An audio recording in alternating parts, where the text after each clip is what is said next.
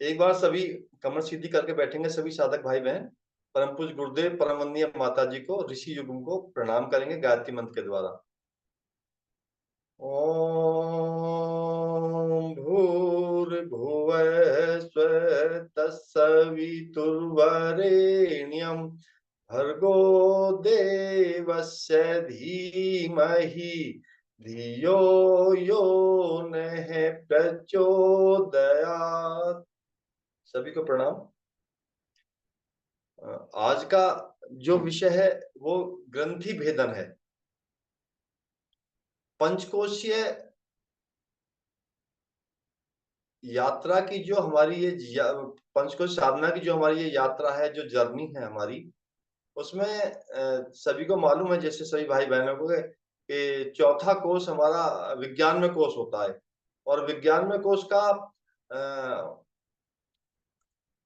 में कोष की साधना में परम पूज्य गुरुदेव ने हमको 4 उपाय बताए हैं। सोहम साधना है, आत्मानुभूति योग है, स्वर संयम है और ग्रंथि भेद है। तो इसमें यदि ध्यान से देखा जाए तो इन चारों जो हमारे उपाय हैं, जो चारों हमारे प्रैक्टिस हैं, इनमें ग्रंथि भेद चारों में सबसे आखिर वाला है। 3 इससे पहले हम कर चुके होते हैं। तो ये ग्रंथि भेद एक महत्वपूर्ण तो है ही, महत्वपूर्ण तो सारे ही हैं। ऐसा तो नहीं कि 19 टूल जो हमारे हैं, 19 जो हमारे उपाय हैं, 19 जो क्रिया योग हैं, इनमें कोई भी महत्वपूर्ण कम या ज्यादा ऐसा नहीं है। महत्वपूर्ण सारे ही हैं। ग्रंथि भेद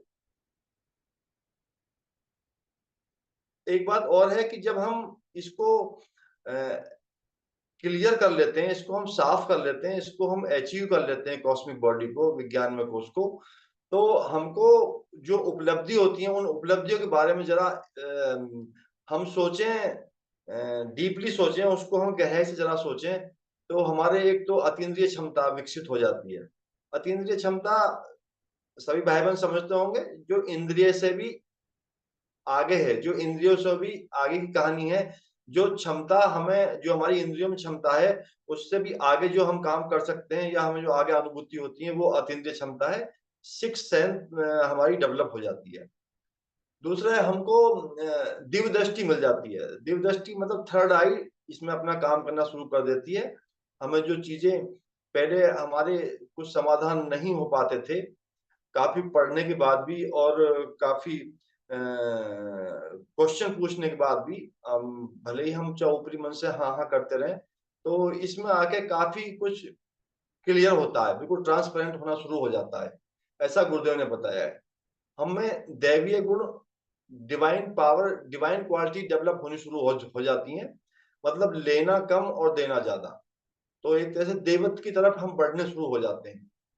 अभी तक तो क्या था कि हम लेने की ही ज्यादा अपेक्षा रखते थे जनरली आदमी, और देने की कम। परंतु इसमें डिवाइन क्वालिटी मतलब वो दैवीय गुण डेवलप होते हैं, तो हम अपने से हर स्थिति में जो कमजोर है, आर्थिक हो, मानसिक हो, चाहे भले वो शारीरिक हो, उसको हेल्प करना, उसको देने को आत्मीयता से, ऐसा नहीं कि बस वो दिखावटी है, वो हम करना शुरू कर देते हैं। तो ये भी एक बहुत बड़ी उपलब्धि है। सज्जनता और सहृदयता की जो बात है, जेंटिलनेस और इसकी सिंपैथी वाली जो बात है, वो अंतःकरण से निकल के आती है। वो इसमें डेवलप होनी शुरू हो जाती है, वो इसमें डेवलप हो चुकी होती है। और ये हमें इसके लाभ हैं, जो लाभ हमें कॉस्मिक बॉडी के इसको जागृत करके, इसको शुद्ध करके, इसको साफ करके जो हमें मिलते हैं, वो इसके लाभ हैं। और दूसरी एक आगे की बात यह है कि कॉस्मिक बॉडी में आदमी को यह क्रिस्टल क्लियर होना शुरू हो जाता है कि मैं शरीर नहीं, आत्मा हूं। अभी तक तो हम केवल जबान से ही कहते हैं या सुनते हैं या गीता में लिखा हुआ है ऐसा कुछ कहते हैं, परंतु आगे चल के मतलब इस बॉडी में प्रवेश करने के बाद में हमें ये लगता है कि मैं शरीर नहीं, आत्मा हूं, और शरीर तो मेरा वाहन है। अब ये जो ग्रंथि भेद है, ग्रंथि भेद को सभी तरीके से वैसे समझते तो सभी होंगे कि वासना, तृष्णा, अहंता के बहुत सटीक बंधन हैं जो नहीं हिलते हैं। जो मन में कोश की साधना के बाद भी हम उनसे छुटकारा नहीं पा पाते हैं। और ये स्थूल, सूक्ष्म और कारण शरीर तीनों को प्रभावित करते हैं। और यदि ध्यान से देखा जाए तो ये काम, क्रोध, लोभ भी सब इन्हीं की देन है। काम, क्रोध, मोह, लोभ, वासना, तृष्णा, अहंता, और इनसे छुटकारा आसानी से मिलता नहीं है। और इतने इनसे छुटकारा नहीं मिलेगा, इतने हमारी प्रगति आगे बढ़ नहीं पाती है, हम अटक जाते हैं वहीं पे। और जैसे हमको जब बार बार इंडिकेशन भी मिलता है, जैसे हम यज्ञ पवित्र धारण करते हैं तो यज्ञ पवित्र की 3 लड़े भी इनको तीनों ग्रंथियों को भेदन करने के लिए ही वो इंडिकेशन दे रही हैं। और जो देव ऋण है, ऋषि ऋण है, पितृ ऋण है, ये भी एक तरह से इन ग्रंथियों को भेदने के लिए ही हमें इंडिकेशन देता है, हमें रिमाइंड कराता है। तो ये जो 3 ग्रंथि हैं, देखिए वासना वाली ग्रंथि को यदि देखा जाए, वासना, जिस ग्रंथि में वासना है, तृष्णा है, अहंता है, तो वासना तो परम पूज्य गुरुदेव ने यहाँ तक बोला कि ये बहुत स्ट्रांग है ग्रंथि, ये आराम से टूटने वाली नहीं है। और ऐसी तृष्णा की है, आहा, हमारी बाबूजी कहते हैं, एक वर्ड आहा यूज करते हैं, वो कहाँ हमारी खत्म हो पाती है आसानी से। और ऐसे ही हमारी अहंता की, अहंता हम अपने से छोटों पे रौब जमाना या अपनी अहंता का प्रदर्शन करने के लिए हम आजीवन कुछ ना कुछ ऐसे काम करते रहते हैं कि जो हमारे पैरों में बेड़ी की तरह बंधे रहते हैं और हम आगे बढ़ नहीं पाते हैं उनमें। अब ये जो तीनों ग्रंथि हैं, ये तीनों ग्रंथि को परम पूज्य गुरुदेव ने बोला है, ब्रह्म ग्रंथि है जो हमारे सहस्त्रार चक्र में है, और विष्णु ग्रंथि है जो हमारे नाभि चक्र में है, और रुद्र ग्रंथि है जो हमारे मूलाधार चक्र में है। तो आप ऐसे भी समझ सकते हैं कि जो संसार में जितनी भी शक्तियां हैं, उनका सबका जो केंद्र है, यदि रुद्र ग्रंथि को देखा जाए तो वो वहां से सारी शक्ति वहीं से प्राप्त होती है, और ये उसका केंद्र है शक्ति प्राप्त करने का। और संसार के संपूर्ण ऐश्वर्य, जो भी रज तत्व में ऐश्वर्य दिखाई देता हमको, उस ऐश्वर्य पे उस ऐश्वर्य पर उसका अधिकार है विष्णु ग्रंथि का। और संपूर्ण ज्ञान का केंद्र ब्रह्म ग्रंथि है। जितना भी ज्ञान हमको आता है वो ब्रह्म ग्रंथि के थ्रू ही आता है। तो ऐसा भी कहा जा सकता है कि यदि हम एक सीक्वेंस में देखें, ब्रह्म ग्रंथि हमारी सहस्त्रार चक्र में है, और हमारा नाभि चक्र में विष्णु ग्रंथि है, और रुद्र ग्रंथि हमारी मूलाधार चक्र में। तो सत रज तम से भी हम इसको इंडिकेट कर सकते हैं। सत रज तम, सत मतलब शुद्ध ज्ञान, रज मतलब एक तरह से हम रज को कह सकते हैं जो हमारा ऐश्वर्य है, सारी ये अपने लग्जरियस लाइफ में भी उसको उसको बोला जा सकता है। अपने एसी, कूलर, पंखा जो भी हम प्रयोग करते हैं, वो एक तरह से वो रज तत्व ही है। और रुद्र ग्रंथि में अहंता है, तमस है, और हमारा आलस है, प्रमाद है। पर गुरुदेव एक वर्ड यूज, बाबूजी, आदरणीय बाबूजी एक वर्ड यूज करते हैं, मोमेंट ऑफ इनर्शिया, के ये कंडेंस हो जाता है, जो स्थूल रूप में आ जाता है, वो तम होता है, और वो हमारा मूलाधार चक्र में होता है। ये जो तीनों ग्रंथि है हमारी आत्मिक प्रगति में हमारी पूर्णतः बाधक है। और गुरुदेव ने ये भी बोला है कि जैसे नाविक नाव को खेता है, और वो नाव का एक सिरा किसी रस्सी से, किसी खूंटे से बंधा हो, तो वो चाहे हम कितने खें तो वो आगे नाव जा नहीं पाएगी। वही स्थिति हमारी होती है, यदि हम इनसे नहीं लड़ पाएंगे, इसको नहीं खोल पाएंगे, इस ग्रंथि भेदन को हम नहीं कर पाते हैं, तो हमारी आत्मिक उन्नति बिल्कुल रुक जाती है। और ये जो तीन ये वासना, तृष्णा, अहंता का जो जिक्र किया है ऊपर गुरुदेव ने, वासना इतनी स्ट्रांग है, इसको मैंने बाबूजी से काफी सुना है, मैंने स्वयं भी पढ़ के देखा है, और अपना लाइफ में प्रैक्टिकल भी किया है। तो ये इतनी स्ट्रांग है कि ये आराम से नहीं हिल पाती है। और तृष्णा तो है ही कि आजीवन हम कमाने में ही लगे रहते हैं। वासना, अच्छा एक काम और है, जैसे ये काम, क्रोध, लोभ है। देखिए काम तो है ही है, लोभ, मोह, मोह इतना स्ट्रांग होता है, मोह बाबूजी कहते हैं कि जब प्रेम जो होता है, जब सीमित दायरे में हम उससे बांध लेते हैं, तो वो मोह कहलाता है।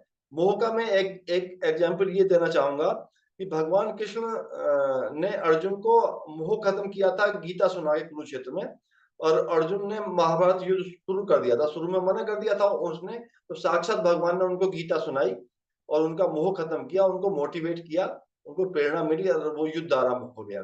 परंतु कुछ दिन बाद, हफ्ते 10 दिन बाद अभिमन्यु की मृत्यु हो गई। अभिमन्यु शहीद हो गए, तो अभिमन्यु की मृत्यु के बाद उन्होंने फिर मना कर दिया कि मैं तो नहीं लड़ूंगा, मेरा तो पुत्र मारा गया। तो ये उस स्तर तक पीछा नहीं छोड़ता हमारा। मतलब मेरा ये लाइन सुनाने का, मेरा ये घटना सुनाने का उद्देश्य केवल इतना ही है कि इसकी जड़ें कितनी गहरी है। और लोभ और मोह का एक एग्जाम्पल और महाभारत से मिलता है। जैसे धृतराष्ट्र ने पूरा महाभारत करवा दिया, पूरा मर खप गए वो, पूरा इतना बड़ा युद्ध हुआ, इतिहास में इतना बड़ा युद्ध कहीं हमारे यहाँ हुआ नहीं है। तो वो केवल अपने लोभ और मोह के लिए, बस केवल इतना ही मोह होता है कि मेरा पुत्र राजा बन जाए, युवराज वही बन जाए, जो भी बेईमानी, जो भी उन्होंने धृष्टता की उनके प्रति, पांडवों के प्रति, वो केवल अपने लोभ के लिए की। अच्छा, ये जो हमारी ब्रह्म ग्रंथि होती है, ये सात्विकता का प्रतीक है, मतलब ज्ञान सारा यहीं से निकल के आता है। और जो रज ग्रंथि है, ये हमारी सुख सुविधा, आराम तलबी, टीवी, फ्रिज, जो हम ये जितनी भी लग्जरियस लाइफ जी रहे हैं, वो एक तरह से हमारा राजसिक जीवन है। और जो हमारा आलस प्रमाद है, मोह है, ये हमारा तम में आता है, ये हमारी तामसिक ग्रंथि है। तो इन तीनों को खोले बिना बात नहीं बनने वाली है, और कॉस्मिक बॉडी पे पूरा अधिकार नहीं हो पाता इन तीनों को खोलने के अलावा, और कोई रास्ता है नहीं। तो परम पूज्य गुरुदेव ने जो बताया है, जो हमारी ब्रह्म ग्रंथि है, वो धर्मरंध्र में है, हमारे सहस्त्रार चक्र में है। तो उसको व्यान व्यान और धनंजय प्राण से उसको दबाया जाता है। ऊपर से वो चतुष्कोणीय होती है और नीचे वो कॉनिकल शेप में आती है, तो उसको व्यान और धनंजय से दबाया जाता है प्राणायाम के साथ में। बाबूजी ये भी बताते हैं कि कुंभक यदि महाबंध लगा के इसको किया जाता है, तो ये इसमें आसानी हो जाती है। तो उसको वहां दबाया जाता है और उसको वहां से जागृत करने की प्रक्रिया की जाती है। जो हमारी विष्णु ग्रंथि है, उसको समान और उदान प्राण से दबाया जाता है, और उद्यान बंद लगा के दबाया जाता है, पूरक प्राणायाम से उसको दबाया जाता है। तो ये हमारी विष्णु ग्रंथि है। और जो रुद्र ग्रंथि है, वो हमारे मूलाधार में, उसको अपान और कूर्म से दबाया जाता है। दबाने का मतलब यह है कि उसको मानसिक है, तो प्रक्रिया सारी मानसिक, उसको मानसिक रूप से उसको प्रेस किया जाता है अपान से और कूर्म से। कूर्म नीचे होता है, हमारा लघु प्राण है, और अपान ऊपर होता है, वो हमारा महाप्राण है। तो उनसे हम इसको दबाते हैं, तो वो धीरे धीरे खुलनी शुरू हो जाती है, ऐसा उल्लेख किया गया। देखिए, एक बात मैं और क्लियर करना चाहता हूँ, हो सकता है मैं ज्यादा क्लियर नहीं कर पा रहा हूँ। मैं ज्यादातर वही बातें बोलता हूँ जो मेरे अनुभव में है। तो इनका खोलने का जो प्रोसेस है, वो मेरे बहुत ज्यादा अनुभव में नहीं है। तो मैंने प्रयास तो किया है और अब भी लगातार कर रहे हैं, तो वो बहुत ज्यादा अनुभव में नहीं है। तो इसको मैं बहुत स्ट्रांगली इसलिए नहीं कह पा रहा हूँ कि मुझे उसकी अनुभूति, ये तो अनुभूति है कि हाँ, ये 3 बंधन है, ये तो बिल्कुल क्रिस्टल क्लियर दिखाई देते हैं कि ये 3 बंधन है, और इन 3 बंधनों को पार किए बिना हम आत्मा के अधिकारी नहीं हो सकते, आत्मा का दर्शन हमको नहीं हो सकता, आत्मा हमको नहीं मिल सकती। ये बहुत बड़े बैरियर हैं। बाबूजी कहते हैं कि मनोमय कोश को क्लियर करने में, मनोमय कोश को पार करने में, मनोमय कोश को जागृत करने में जन्मों जन्म भी कभी कभी निकल जाते हैं। वो बात बिल्कुल ठीक है, बाबूजी बिल्कुल सटीक कहते हैं। परंतु मनोमय कोश को पार करके जब हम इसमें आते हैं, विज्ञान में कोश में, वो जनरली बहुत आसान नहीं है कि कॉस्मिक बॉडी को भी हम बहुत जल्दी पार कर जाएं। हाँ, ये है कि उसमें हम गिर नहीं सकते, उसमें हमारी वापसी नहीं हो सकती, वहां एक ऐसा वाल्व लग जाता है जहां पे आउट गोइंग नहीं है, मतलब वो अब हम नीचे नहीं जा सकते, जब भले ही वहां स्थिर रहे परंतु आगे भी नहीं बढ़ सकते। एक तरह से वो पलायन वेग है उसको कहते हैं। कोई सी फोर्स है जो एक बार चीज फेंक दी जाती है फिर वापस नहीं आती वो। तो ये बात है, परंतु ये जो हमारे बहुत बड़े बैरियर्स हैं, ऑब्स्टिकल हैं, ये क्योंकि भावना क्षेत्र में घुसे हुए हैं, क्योंकि ये जो केंद्र है, भावना का केंद्र है, ये आसानी से निकल नहीं पाते हैं। तो इन पे हमें पूरा करारा प्रहार करना पड़ता है, और सारी जो क्रिया है वो मानसिक है, इसमें फिजिकल तो थोड़ा बहुत है, बंद वगैरह लगाना है, परंतु चिंतन के क्षेत्र में जो विकृति घुसी हुई है, चिंतन के क्षेत्र में जो हमारी गंदगी घुसी पड़ी है, देखिए अहंता इस कदर हमारे उसमें घुसी हुई है चिंतन में, और हमारे प्रैक्टिकल लाइफ में भी घुसी हुई है, कि अहंता को यदि एक पल को भी भूल जाए हम, तो वो अपना, मैंने अपने जीवन में देखा है, वो अपना काम कर जाती है। पूरे दिन हम ये सोचते हैं कि हाँ बिल्कुल परम पूज्य गुरुदेव को याद रखेंगे, बिल्कुल अपनी इस जो हमारी ये मानसिकता है, जो हमारे चिंतन है अहंकार वाला, इस पे हम कंट्रोल रखेंगे और इसको वॉश आउट करेंगे, इसको रिमूव करेंगे। यदि एक सेकंड के लिए भी हम इसे भूल गए तो ये डोमिनेंट हो जाता है, और जब इतने हमें उसकी याद आती है कि हाँ ये हमने गलत कर दिया, इतना काफी देर हो चुकी होती है। जैसे परम पूज्य गुरुदेव ने कहा कि चिंतन क्षेत्र की विचार तरंग, विचारों की जो स्पीड है वो 22,65,120 माइल पर सेकंड है, तो हमारा उस पर कमांड इतनी आसानी से हो नहीं पाता है। तो अहंता को कंट्रोल करना, अच्छा अहंता में एक प्रॉब्लम और भी है कि अहंता को कंट्रोल करने के लिए अपने को नहीं, अहंता को प्रदर्शित करने के लिए हमें अपने को हमेशा दूसरों से सुपीरियर दिखाना पड़ेगा, ऑटोमेटिक अहंता घुस जाएगी।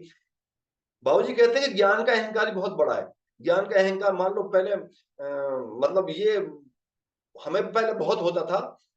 हम सुबह को अपने ड्यूटी जाते थे तो हम थोड़ा बहुत जो जब ध्यान थोड़ा बहुत अनुष्ठान वगैरह कर लेते थे, तो उसी का अहंकार पूरे दिन बना रहता था।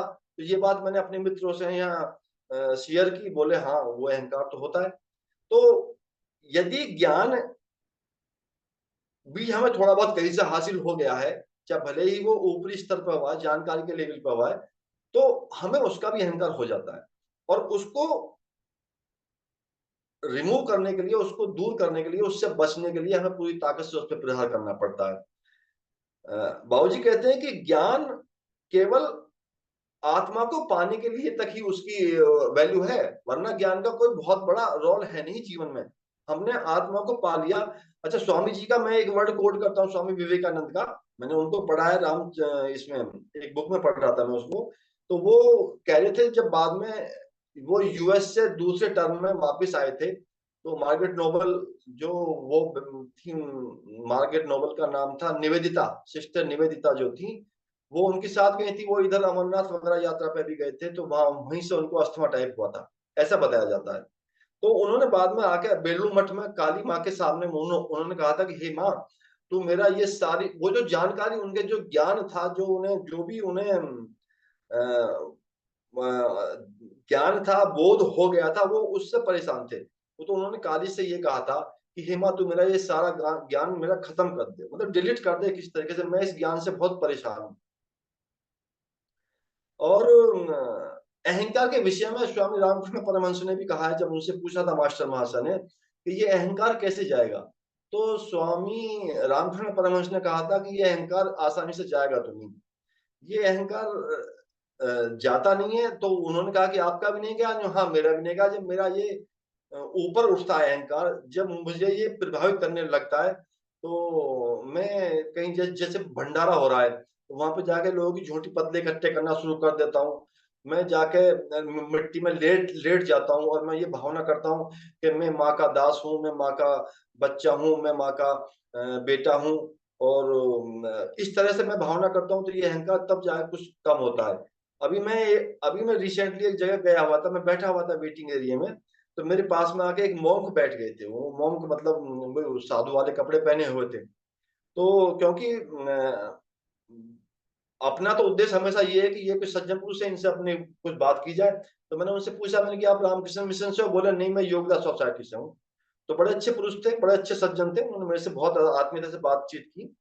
तो कुछ मैंने उनसे अपनी बात बताई, कुछ उन्होंने बताई। तो बाद में जब वो हम चलने लगे तो मैंने उनसे पूछा, मैंने कि आप तो बहुत दिन से मॉन्क हो। उन्होंने कहा था मैं 1999 से मॉन्क हूँ। तो मैंने कहा तो फिर आप ये बताएं, ये काम, क्रोध, लोभ, मोह, अहंकार, ईर्ष्या, द्वेष, ये हमसे ये कैसे कंट्रोल होंगे? क्या ये जीवन में कंट्रोल हो भी पाते हैं या नहीं हो पाते हैं? और इनके रहते हुए क्या हमारी प्रगति कुछ संभव है? तो उन्होंने सोचा थोड़ी बहुत देर, बोले ये खत्म तो आसानी से नहीं होंगे। ये देखिए उस साधु के वर्ड है जो 20 साल से ज्यादा, 24 साल से वो साधु हैं।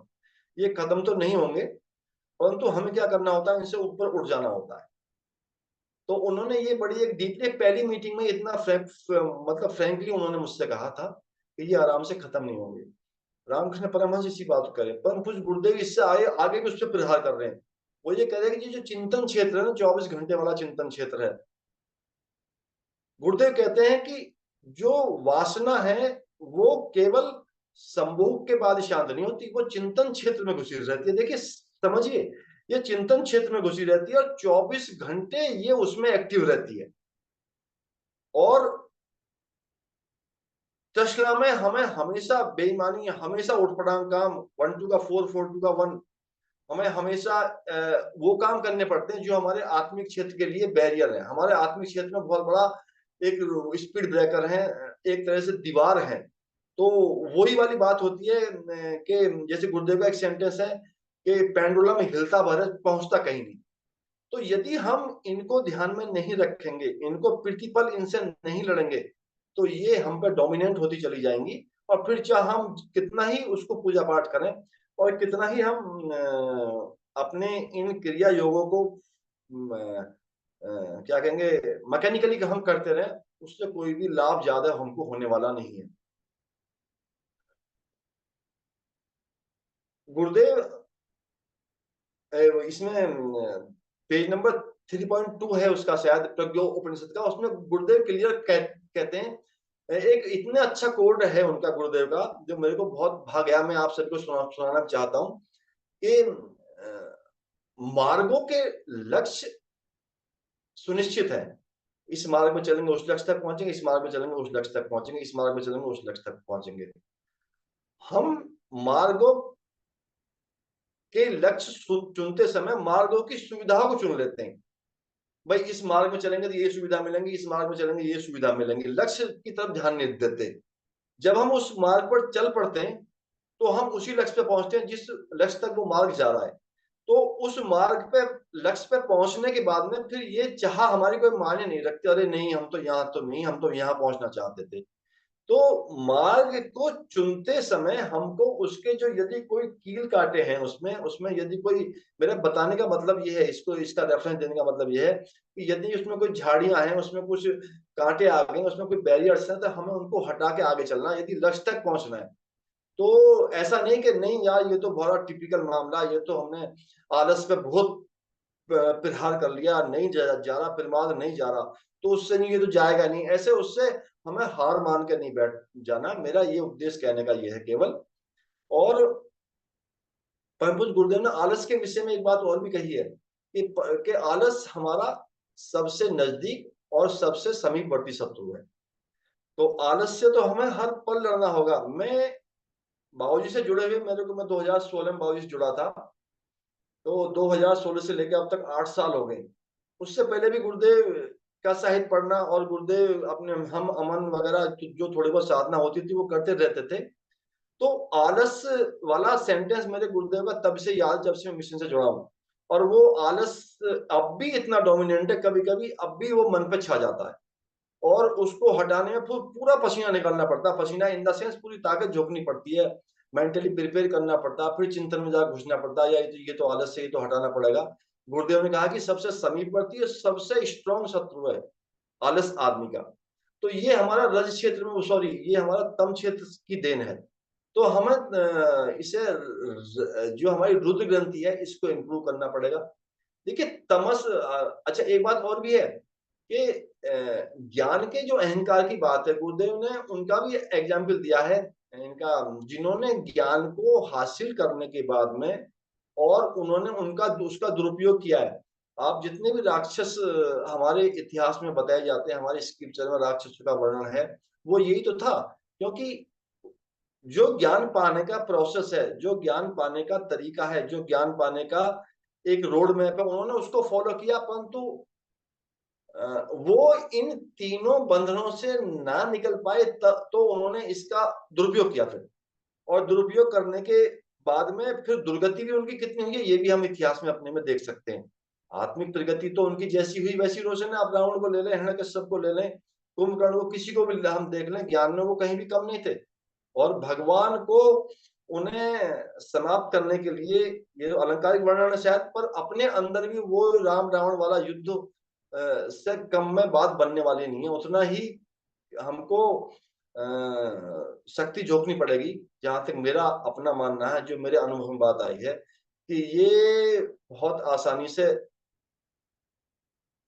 हिलते नहीं है। परंतु उसके लिए मैं आपको ये डिमोटिवेट, या आपको मैं क्या कहेंगे, डिप्रेस, या आपको मैं डरा बिल्कुल नहीं रहा हूं। बस केवल मैं इनकी गहराई तक बताने का प्रयास कर रहा हूं, जो मैंने अपने जीवन में इसको महसूस किया है। और मैंने इनको हिलते हुए भी देखा है, मतलब हिल रहे हैं पूरा। जब इसका पूरा ऑडिट करते हैं शाम को, जब सोते हैं, तो हिलते भी हैं। बहुत से पूरे दिन ऐसे निकल जाते हैं जहां पर ये वासना तृष्णा अहंता पास नहीं भटकती है। और यदि आती भी है कोई सी इनमें से, तो वो बहुत कम समय के लिए आती है। परंतु उस दिन हमें बहुत अवेयर रहना पड़ता है, चिंतन को इम्प्रूव, बार बार बार बार भटकता फिर खींच कर लाना पड़ता है। और यदि थोड़ा बहुत भटक भी गया, तो वहीं इसको सुधारना पड़ता है। जो भी अपने एक सिलेबस बना लेते हैं, भाई इसको ऐसे सुधारेंगे, इसको ऐसे सुधारेंगे, तो ये कंट्रोल में आते हैं। तो इसलिए डिमोटिवेट होने का कोई कारण नहीं है। ये जर्नी है हमारी, इस जर्नी में हम लगातार चलते रहेंगे, पीछे बिल्कुल नहीं हटेंगे। आप देखो तो सही, वो मोहम्मद गौरी था, वो उसने 16 बार आक्रमण किया पृथ्वीराज चौहान पे, और वो उससे हार के चला जाता था, और वो 7वीं बार में जीत गया। तो ऐसे ही हमें लगातार लगातार हिट करते रहना है, इनसे हार मान के बिल्कुल नहीं बैठना। मेरा उद्देश्य है अपने सभी साधक बहन भाइयों से कहने का। और जो युवा हैं उनके लिए तो मुझे बहुत अच्छा लगता है ये बताना, चाहे भले ही अब इस उम्र, मतलब मैं जैसे बुढ़ा हो गया हूँ, मेरी बात समझ में उनको ना आए। ये मैं बिल्कुल फैक्ट बता रहा हूँ आपको, कि यदि आप अभी से इस क्षेत्र में घुस के प्रयास करेंगे, तो आपका एक तरह से बहुत बड़ा फिक्स्ड डिपॉजिट हो जाता है। वो टर्म, एक इंश्योरेंस की बात आती है, टर्म बीमा कराने के बाद इतने करोड़ का हो गया, इतने करोड़ का हो गया। तो ये आपका अरबों खरबों रुपए का बीमा है। यदि आप आज से इस पे चलेंगे, तो जीवन का जो उत्तरार्ध आता है, वो 50 साल के बाद वाला, उसमें जो भी प्रॉब्लम्स आती हैं, उनको, जो हमारे युवा भाई बहन है, वो आज के समय में उनको उन परेशानियों के बारे में, उस जीवन शैली के बारे में वो सोच भी नहीं पाएंगे, क्योंकि उनको आइडिया नहीं है कि वो कैसी कैसी बीमारी आती है, जो मानसिक बीमारी होती हैं, और या आपकी आध्यात्मिक बीमारी हैं, जो शारीरिक बीमारी हैं, उनका प्रचंड रूप देखने को मिलता है। और उनसे हम छुटकारा पा लेंगे, यदि हम अभी से अपनी साधना को उस दिशा में लेके चलेंगे। तो हम पुनः अपने विषय पे आते हैं। अ, एक बात और गुरुदेव ने कही है, कि वो भी प्रज्ञा उपनिषद के साथ पेज नंबर 10 पॉइंट समथिंग पे है वो। अ, उन्होंने कहा है गुरुदेव ने, कि चातक जो है वो स्वाति नक्षत्र की बूंदे ही पीता है। और एक इतना अच्छा वर्ड यूज किया गुरुदेव ने, कि हीन रसपान करना उससे गंवारा नहीं है, वो हीन रसपान नहीं करता है। तो साधक भी इसी तरह होना चाहिए, कि उसे कोई विकल्प नहीं ढूंढना, कोई विकल्प नहीं पे चलना है। नहीं, चाय नहीं पीऊंगा तो कॉफी पी लूंगा, और या मतलब कोई ऐसा विकल्प लेकर नहीं चलना जहां पे हमारे मन को बच के निकलने का मौका मिल जाए, और फिर और वो विकराल हो जाए आगे चल के। तो हो सकता है मैं अपनी पूरी बात को आपको समझाने में असमर्थ हो रहा हूँ, शब्द मुझे नहीं मिल पा रहे जो मैं कहना चाहता हूँ।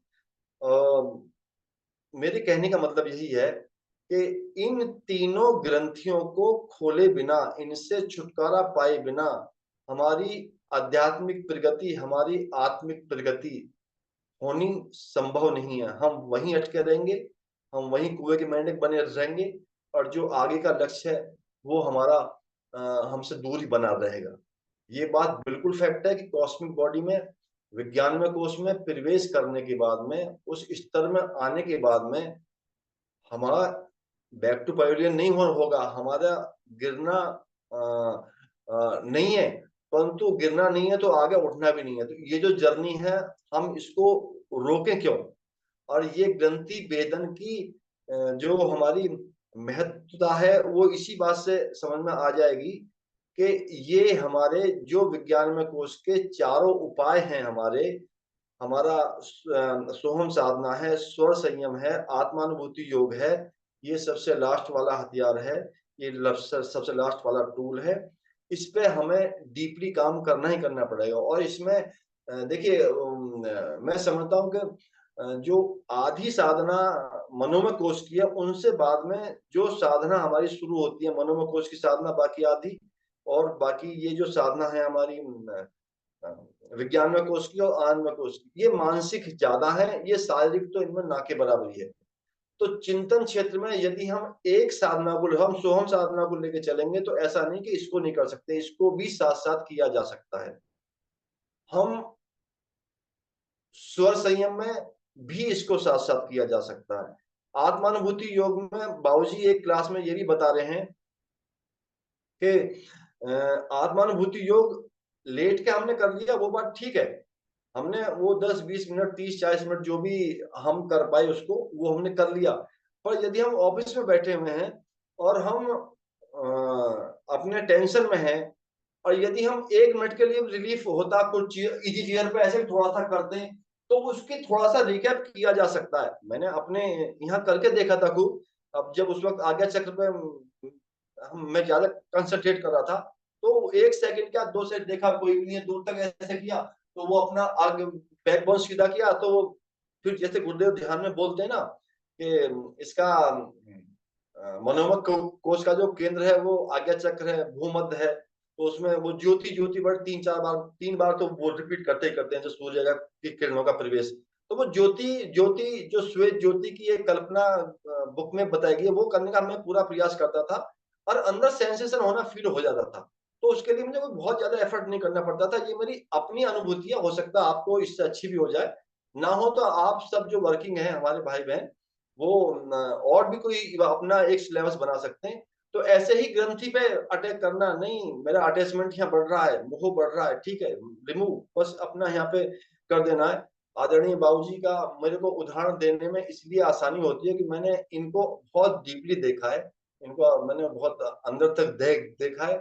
यदि किसी को मोह ज्यादा बांधे हुए है, तो आप बाबूजी का एग्जाम्पल ले सकते हैं। दूर नहीं जाने की बात है, कोई अलंकारिक पुस्तक पढ़ने की जरूरत नहीं है। बाबूजी का ऑडिट सुबह से लेकर शाम तक का कर लीजिए, मोह उनके पास नहीं है। परिवार है भरा पूरा, पुत्र है, पुत्रियां हैं, नहीं है मोह। अहंकार नाम की चीज नहीं है, क्योंकि मैंने इनको कई बार अपने कार्यक्रम भी कराए, वहां इनको चपरासी मिल जाए उससे भी वही करना है, मैंने अपने डायरेक्टर से मिलवाया तब भी उनको वही रेस्पेक्ट देनी है।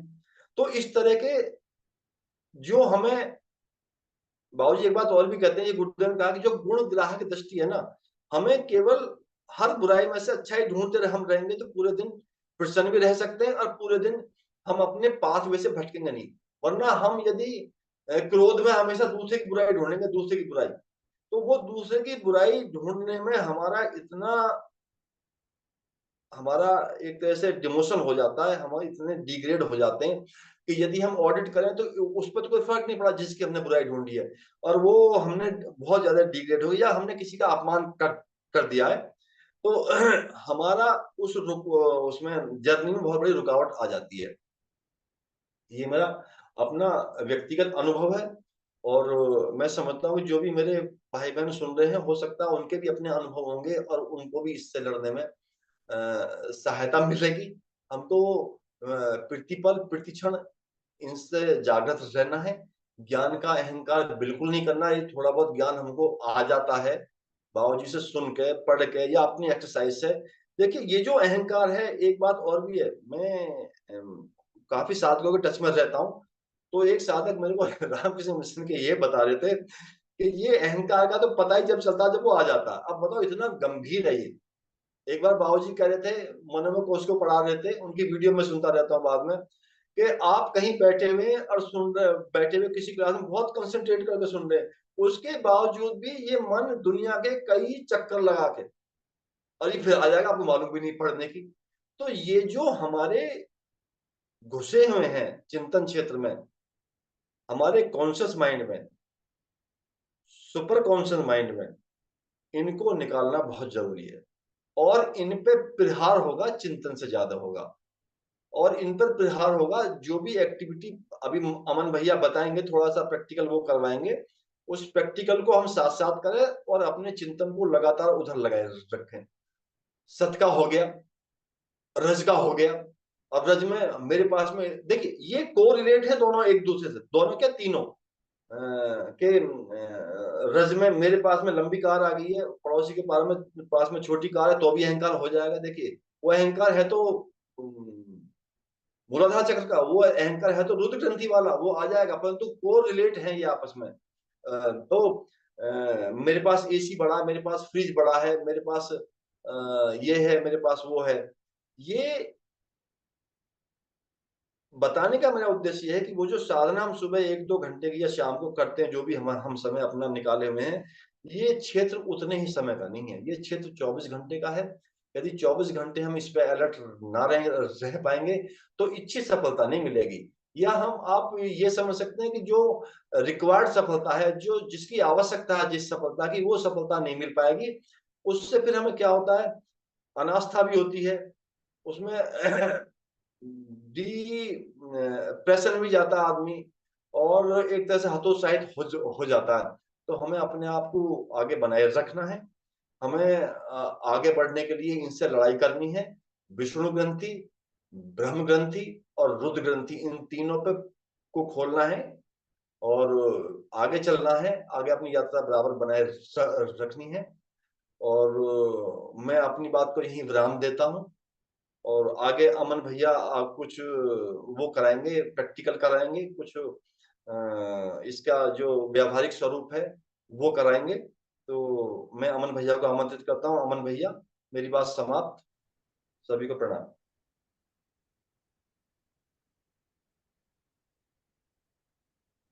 जी, आपका बहुत बहुत धन्यवाद। तो अम, निश्चित ही आपका जो है बहुत व्यवहारिक अनुभव है ग्रंथियों के बारे में, जो हम लोग अभी सुन पा रहे थे आपसे। और वो लंबी साधना आपने की है, और प्रखर साधना जिससे हम लोग प्रेरणा पाते रहते हैं। वो किसी भी चीज़ की साधना हो, चाहे ज्ञान की साधना हो, चाहे वो अर्थ की साधना हो, चाहे ये तम की साधना हो। तो मैं एक बार चर्चा कर रहा था आदरणीय त्यागी जी से कि कितना ब्रह्मचर्य का पालन करना चाहिए। ये तम ग्रंथि की बात जब हम लोग कर रहे हैं, शक्ति की बात कर रहे हैं, तो फिर इसमें ये रहता है कि शक्ति का अर्जन तो स्वाभाविक रूप से होता रहता है। ये तो प्रकृति है, शक्ति अर्जित शरीर करता रहता है। लेकिन उसको बचाने का काम, उसको संयमित करने का काम जो है साधक को करना पड़ता है। ये साधक को इसी में प्रयास उसका रहता है। तो इसलिए ये पूछा तो कि इसको जो है लंबे समय तक इसको करना चाहिए, इसको बढ़ाते बढ़ाते जो है 15 दिन, 20 दिन, महीना भर, 6 महीना, इसको और आगे बढ़ाते हुए ले जाना चाहिए। तो फिर और मैंने और भी और पक्ष देखे हैं इनके जीवन में। जो हम लोग श्रेम कहते हैं, श्रेम का मतलब है बिल्कुल सादा, सिंपल सिंपल, जिसको अगर समझना चाहें तो इस ग्रंथि का मतलब है कि सांसारिक वस्तुएं का उपयोग हम नहीं करते हैं। हमारे ऊपर सांसारिकता इतनी डोमिनेंट हो जाती है कि वो हमारा उपयोग करने लगती हैं। इन्हीं को ग्रंथि कहा जाता है, ग्रंथि कहा जाता है। और अगर हम लोग इनका उपयोग करने लगे, हमारे नियंत्रण में काम करने लगे, तो इनको ग्रंथि भेद कहा जाता है। बड़ा ही सरल सा ये सूत्र है। और इसमें तुलसीदास जी ने रामायण में भी कहा है।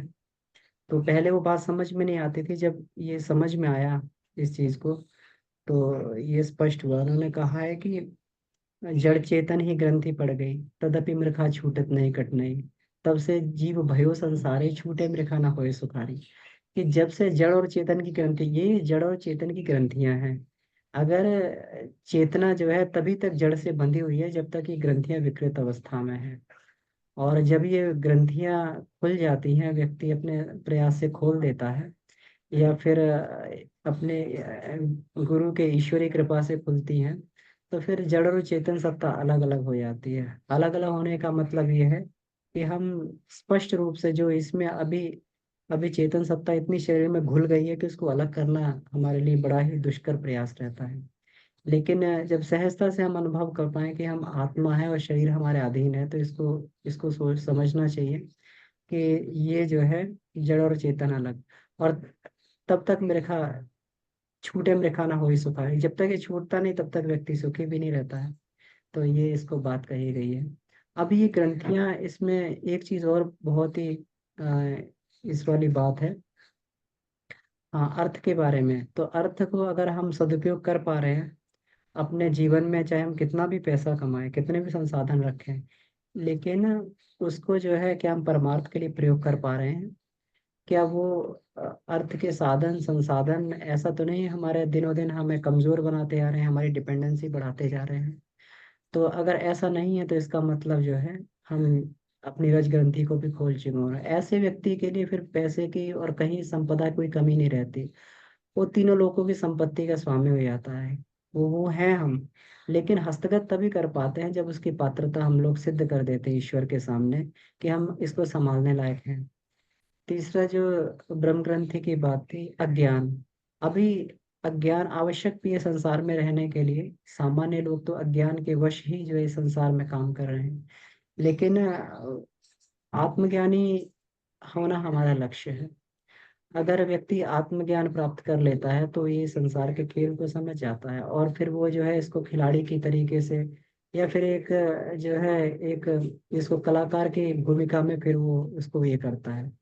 तो जो ये मायापूर्ण, जिसको ज्ञान माया बोलते हैं, या जिसको अज्ञान बोलते हैं, या अविद्या बोलते हैं, तो उस अविद्या और विद्या का फर्क समझ में आ जाना, और फिर विद्या के अनुसार ही, इस सतोगुणी ज्ञान के अनुसार ही अपनी सारी एक्टिविटीज को हम अपने जीवन में करें, या फिर जो है आत्मानुशासन में अपने जीवन में करें, तो इसको जो है सत की ग्रंथि को खोलना कह देते हैं।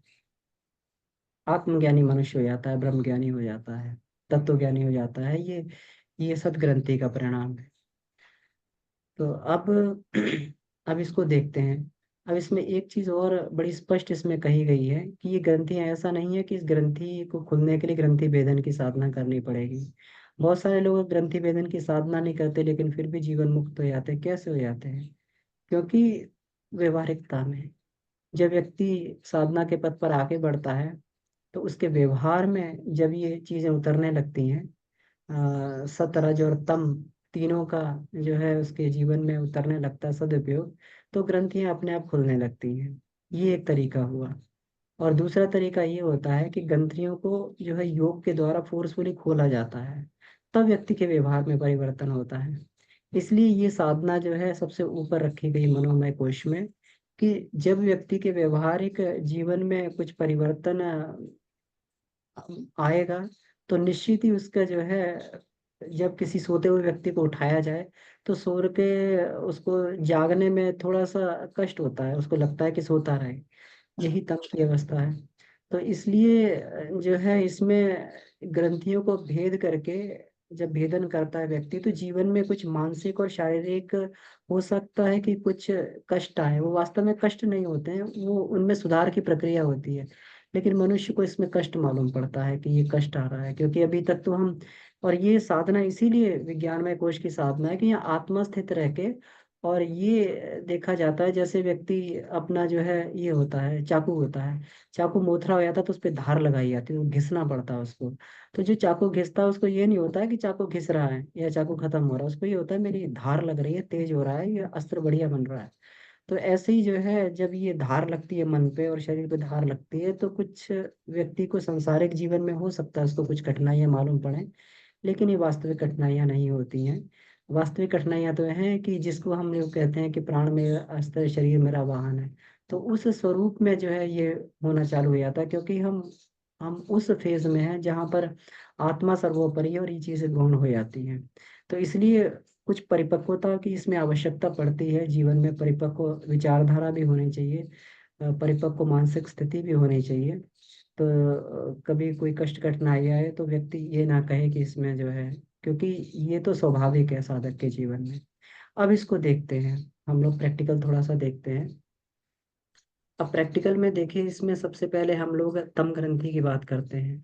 तो तम ग्रंथि में इसमें प्राणायाम की बहुत उपयोगिता है। तो प्राणायाम के द्वारा ही ये ग्रंथियां जो है पकाई जाती हैं। प्राणायाम का मतलब है जो है प्राण को किस दिशा में विस्तार देना चाहते हैं, उससे क्या करवाना चाहते हैं। तो इसलिए इसमें प्राण के ही प्रभाव से, आघात से ही ग्रंथियां खुलती हैं, क्योंकि चेतनात्मक ग्रंथियां हैं ये। कोई ऐसी ग्रंथियां तो है नहीं कोई मांस के कोई इसमें अंदर ऐसे कोई पार्टिकल हैं या लोथड़े हैं जिसको जो है प्रहार मार के खोला जाएगा। चेतनात्मक ग्रंथियां उसको प्राण के प्रभाव से ही खोला जाता है। तो अब सबसे पहले जब रुद्र ग्रंथि की बात आती है, तो रुद्र ग्रंथि में इसमें क्या किया जाता है कि इसको पहले पकाया जाता है। इसमें दो फेज होते हैं, ग्रंथि भेद में दो फेज होते हैं। पहला फेज होता है इसके जो मूल मूल मूलाधार में, इसके मूल में, ग्रंथियों के मूल में जो शक्तियां विद्यमान है उनको जागृत किया जाता है, पकाया जाता है। ऐसे ही पकाया जाता है जिस प्रकार से माँ जो है गर्भ में रखकर गर्भ की गर्मी से अपने शिशु को पकाती है। जो मुर्गी अंडे पे बैठती तो अंडे को पकाती है। तो इसी तरीके से पकाया जाता है। अब जो रुद्र ग्रंथि को पकाने का जो तरीका है वो इस तरीके से होता है कि मूलाधार जो होता है हमारा, मूलाधार में रुद्र ग्रंथि ये रहती है।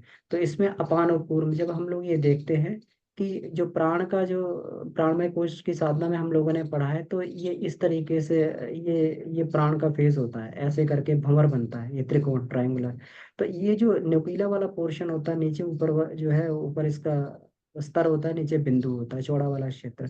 तो ऐसा करके अगर मान लीजिए हम इस तरीके से कहें कि कौन को हमने पकड़ा हुआ है, तो ये जो है अपान हो गया, पूर्व हो गया, इससे जो है इससे दबाव डालेंगे। ऐसे करके जब दबाव डालते हैं तो साइंस का नियम है, किसी चीज पे जब दबाव डाला जाता है तो गर्मी बढ़ने लगती है, वहां पे प्रेशर डालते हैं तो गर्मी बढ़ती है वहां पर। तो जब मूलबंध से प्रेशर लगाया जाता है, मूलबंध से क्या है, मूलबंध से ये दोनों धीरे धीरे कॉन्ट्रैक्ट होने लगते हैं। ये ऊपर अपान और ये पूर्व कॉन्ट्रैक्ट होता है, और इसके भीतर जो है जो ग्रंथि है दबने लगती है, इसमें गर्मी पैदा होती है। ऊपर से जब जब ये प्राणायाम होता है, प्राणायाम का जो रेचक होता है, रेचक मतलब वायु को छोड़ना, जब वायु को छोड़ते हैं तो ये डायाफ्राम इत्यादि ये सब नीचे की ओर जाता है, तो इसको पुश करता है जाके। जब पुश करता है ऊपर से, अब नीचे से मूल बंध लगा हुआ है, ऊपर से इसको पुश भी कर रहे हैं, तो ये दोनों तरफ से ये पड़ता है, ये प्रेशर दोनों तरफ से आता है। और ये प्रेशर आने से ये इसके बीच की ग्रंथि जो होती है गर्मी पैदा होने लगती है। और इसके नीचे जो क्लीन बीज होता है, क्लीन बीज, ये जागृत होने लगता है। नीचे जो क्लीन बीज होता है, जो क्लीन बीज से बाद में ये शक्ति। तो पहले तो हम यही समझेंगे कि बीजों को जागृत कैसे करना है ना। तो सबसे पहले देखिए, अब प्रैक्टिकल इसको करते हैं। सबसे पहले हम लोग इसमें ये करेंगे, मूल बंद लगा लीजिए, मूल बंद लगाएंगे, प्राणायाम की स्थिति में बैठेंगे। देखिए ये देखें इसको, तो देखिए इस स्थिति में, यहाँ पर देखिए ये मैं इस स्थिति में बैठा हुआ हूँ। तो मेरी आवाज आ रही होगी, इसमें क्लियर आ रही होगी, इसको थोड़ा दूर कर देते ताकि मेरा पोस्चर इसमें दिखे। इस स्थिति में बैठा हुआ हूँ यहाँ पर। तो अब मैंने जो है इसमें ये लगाया, मूल बंद मेरा लग गया है। तो ये अपान और पूर्व जो है कॉन्ट्रैक्ट हो रहे हैं, कॉन्ट्रैक्ट करके ग्रंथि को ये कर रहे हैं, यहाँ पे प्रेशर डाल रहे हैं। ठीक है, मूल बंद लगाया। हम्म। तो अभी मैंने इसको जो है, अभी मैंने इसमें सांस को अंदर भर लिया है, सांस खींचे, स्टेप बाय स्टेप देखते हैं। सांस खींचे, मूल बंद लगाएं, मूल बंद लगा के भावना करें कि आपने ग्रंथि को दबा लिया है। अब रेचक प्राणायाम से मूल बंद से ऊपर को इसको उठाया, और रेचक प्राणायाम से इसको दबाइए नीचे।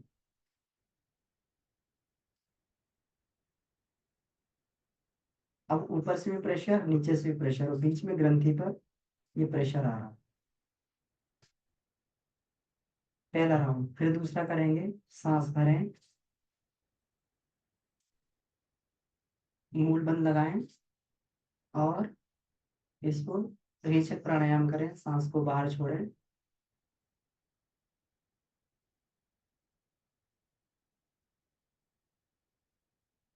जब सांस पूरी बाहर छोड़ दें, बाह्य कुंभक में अनुभव करें कि कुछ आपको इसमें जो है कुछ फीलिंग हो रही है कि नहीं हो रही इसमें।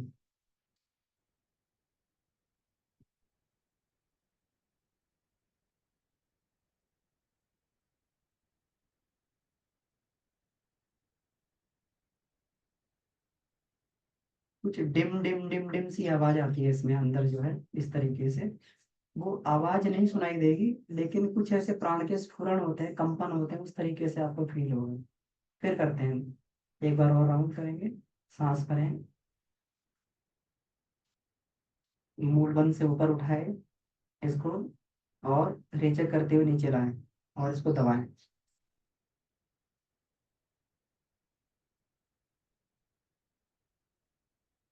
बाह्य कुंभक में अब अनुभव करें, फीलिंग करें कि ग्रंथि को दबा के और इसमें गर्मी पैदा हो रही है और पक रही है।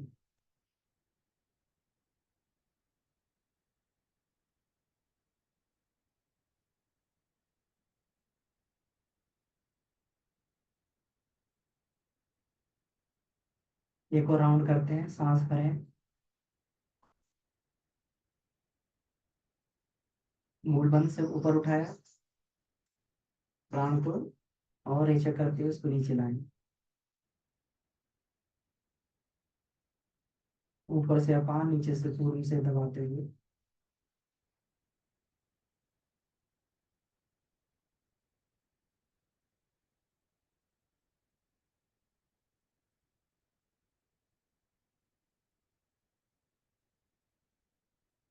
इस तरीके से ये प्रैक्टिस करने से धीरे धीरे हमारा क्लीन बीज अंदर इसके मूल में, जो बेर की तरीके से ये होती है ग्रंथि, इसके मूल में क्लीन बीज जागृत हो जाता है। जब क्लीन बीज जागृत हो जाएगा तो ऐसा लगेगा कि जब इसको दबाएंगे आप, तो अंदर से कुछ जो है इस तरीके से क्लिंग क्लिंग क्लिंग क्लिंग की ध्वनि सुननी चालू हो जाती है। तो उस समय ये बीज जो है किंचु की क्रिया करता है। किंचु क्रिया मतलब छेदता है इसको, जैसे गुब्बारे में ये लगाते हैं, पिन लगाते हैं तो फट जाता है। इसी तरीके से जब क्लिंग क्लिंग की कंचु की क्रिया होने लगती है, इसी के द्वारा जब ये बीज जागृत होता है, तो उसमें प्राण के स्फुरण, इसमें क्लिंग क्लिंग क्लिंग वाले स्फुरण मालूम पड़ते हैं। और ऐसा लगता है कि ग्रंथि में ये किंचु की क्रिया कर रहे हैं और ये खुलने लगती है। ये तो क्लीन बीज के बारे में हुआ। अब इसको हम लोग समय भी देखते जाएंगे। जी। अब थोड़ा सा इसमें हम लोग, ये जो हमारी विष्णु ग्रंथि होती है, तो विष्णु ग्रंथि जो है हमारी जो है यहाँ पर इसका ये करीब करीब ये रहता है ना। तो इसमें जो है अब विष्णु ग्रंथि को दबाने के लिए अब क्या करते हैं, अब देखिए, अब वहां पर जो हमने अपान और पूर्व का सहारा लिया था, यहाँ पे जो प्राण है तो यहाँ समान है, यहाँ पे समान, और ये उदान, उदान जो है इस तरीके से। और दबाने की प्रक्रिया इस तरीके से होगी, यहाँ से ऊपर थोड़ा सा जो है पेट को ऊपर को हल्का सा पिचकाएंगे, ताकि ये जो है प्रेशर ऊपर को आए समान से, और इसको उदान से दबाएंगे। ठीक है। तो इसमें इसका जो है, जब भी हम लोग ये देखते हैं कि ये जो अंदर ये रहता है हमारा, जिसको हम बोलते हैं अंतः कुंभक में, अंतः कुंभक में हमारा प्रेशर ठीक आता है। तो हम लोग जैसे सांस भरे, अब देखिए इसकी प्रक्रिया चालू करेंगे, सांस भरेंगे, इधर से थोड़ा सा हल्का प्रेशर लगाया सांस भरने के बाद में अंतः कुंभक में, और यहाँ से उदान का प्रेशर लगाया। अब देखिए, अब इस पोर्शन को दबा रहे हैं यहाँ से।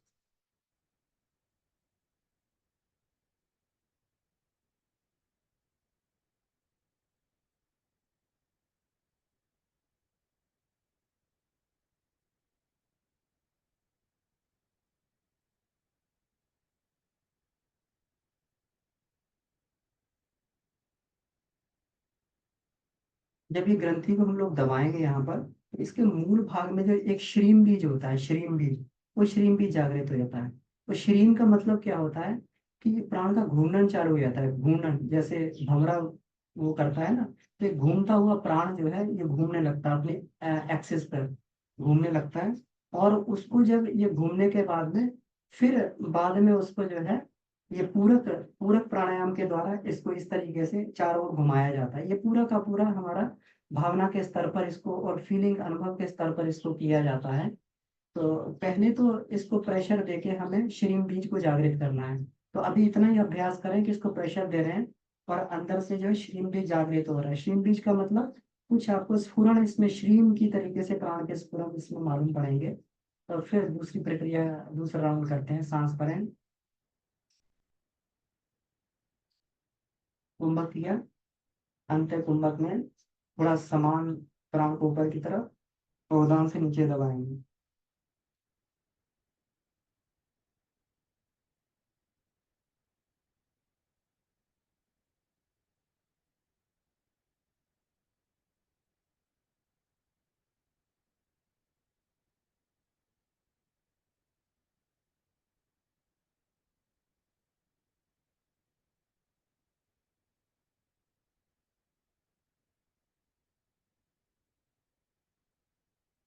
सांस छोड़ दिया, बंद रिले कर दिए। अब इसके बाद पुनः तीसरा राउंड करेंगे। लंबी गहरी सांस भरें, समान प्राण समान से ऊपर की तरफ, उदान से नीचे की तरफ दबाएं।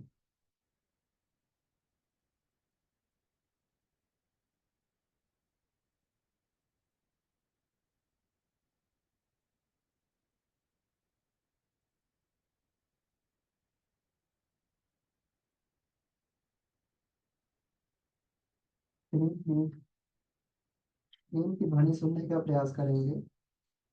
नहीं सुन रही है तब भी धैर्य पूर्वक करते रहें। अच्छा, इसमें अगर सामान से आप लॉक नहीं करेंगे तो जब उदान से नीचे दबाएंगे तो ये सीधा मूलाधार में टकराएगा जाके, फिर वहां पे स्फुरण चालू हो जाएगा। इसलिए इसको सामान पे लॉक करना पड़ता है। इसलिए जो बताया गुरुदेव ने, समान और उदान प्राणों से दबाते हैं। तो यहाँ थोड़ा दबा लेंगे तो ये प्राण नीचे की तरफ नहीं भागेगा, नीचे नहीं तो नीचे आपको लगेगा मूलाधार में स्फुरण चालू हो गया है। फिर इसके बाद में लंबी गहरी सांस भरें,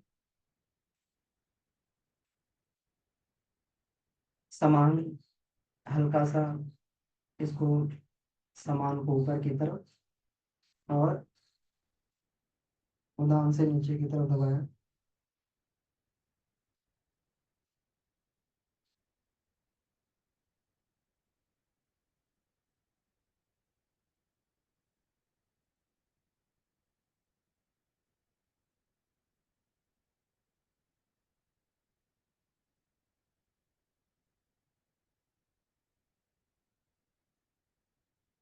पुनः एक राउंड और करते हैं।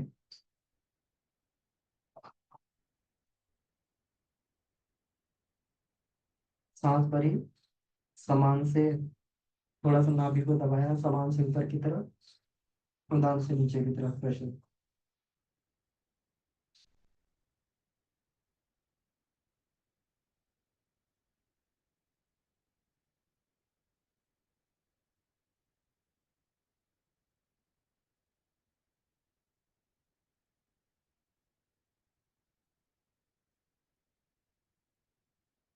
जब ये हो जाता है तब इसके बाद में ये करते हैं हम लोग, तब पूरक प्राणायाम से।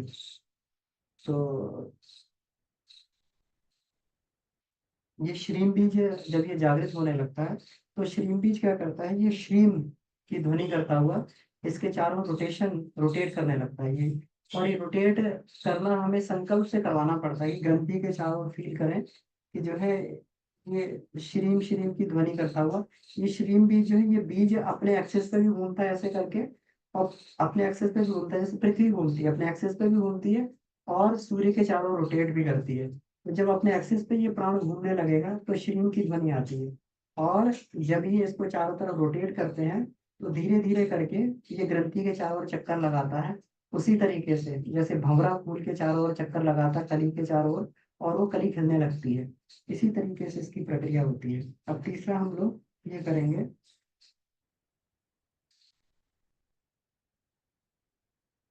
हाँ, तीसरा हम लोग अब इसमें ब्रह्म ग्रंथि की ओर चलते हैं। अब ब्रह्म ग्रंथि को कैसे करेंगे? ब्रह्म ग्रंथि हमारे मस्तिष्क में यहाँ पर है ना? जो ये हमारा आज्ञा चक्र है और हमारा जो है ये है जो हमारा विशुद्धि चक्र है। तो विशुद्धि आज्ञा को दोनों को मिला के ये बनता है। तो अब इसमें ये जब ये ग्रंथि है तो इसको दबाएंगे कैसे? अब ये तो है नहीं कि सिर को ऊपर से हथौड़ा मारो यहाँ से ये करो, तो ऐसे इसको कैसे करेंगे? तो अब इसको जो है क्रेनियल मसल्स जो होती हैं हमारे, उससे नीचे उसको कॉन्ट्रैक्ट करके नीचे की तरफ प्रेशर लगाते हैं। जबकि बाबूजी ये कुंडलिनी साधना में ये सारे प्रयोग करवाते हैं हम लोगों को, तो अल्टीमेटली उससे ग्रंथि भेदन भी होता है। ये ग्रंथि भेदन और कुंडलिनी जागरण दोनों ही एक ही प्रक्रियाएं हैं। अब इसमें करेंगे, विज्ञान में कोश में करेंगे तो ये कुंडली जागरण गति वेदन के माध्यम से होता है, और हठ योग में करेंगे तो ये चक्र वेदन के माध्यम से होता है। तो बिल्कुल वही प्रैक्टिकल है जो बाबूजी भी हमें कुंडली जागरण में करवाते हैं। तो ये क्रेनियल मसल्स को कॉन्ट्रैक्ट करेंगे। और अब इसमें प्रेशर कहाँ से लगाएं? तो ऊपर जो प्रेशर लगाना होता है, तो ऊपर को प्रेशर देखें, या तो हम मूलाधार को ऊपर की तरफ खींचते हैं, है ना, या फिर उद्यान बंद लगाकर हम लोग जो प्राण को ऊपर की तरफ खींचते हैं। अब क्योंकि ये वाला जो हमारा ये बंद होता है, मूल बंद, उद्यान बंद और जालंधर बंद। जालंधर बंद से प्रेशर ऊपर की तरफ नहीं आता, नीचे की तरफ आता है। तो इसलिए ये प्रेशर लगाने के लिए हम लोगों को जो सबसे पास वाला इसका प्रेशर होगा ऊपर वाला, एक तो मूलाधार से ऊपर की तरफ लगेगा, एक उद्यान से ऊपर की तरफ लगेगा, उद्यान बंद से।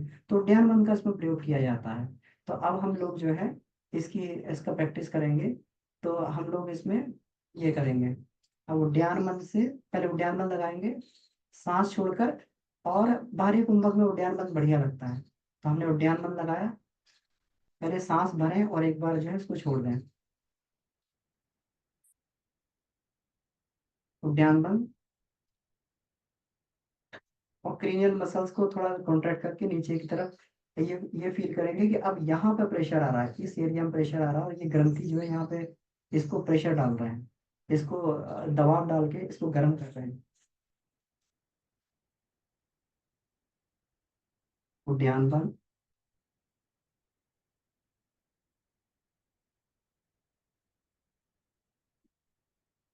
तो यहाँ से सीधा दबाव को ऊपर यहाँ पर जाते हुए देखें कि ये पूरा जाके यहाँ ऊपर दबाव लगा रहा है प्राण, और यहाँ से हम लोग नीचे की तरफ प्रेशर मार रहे हैं। फिर सांस भरें छोड़ते हुए, उद्यान बंद, और ऊपर की ओर प्रेशर।